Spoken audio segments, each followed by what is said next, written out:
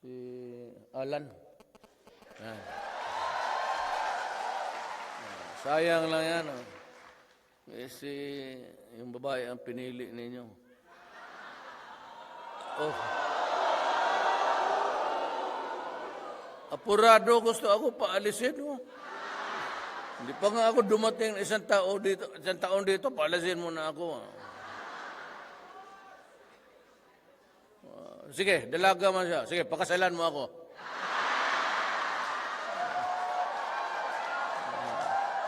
So, dalawa na tayo dito. At least hindi ako mamuulaan ng ano. Bulong na lang ako sa iyo. Nagmamadali. Mamintay ka. Magkapang ginawa sa bayan. Yan ang, dito tayo sa corruption, wala.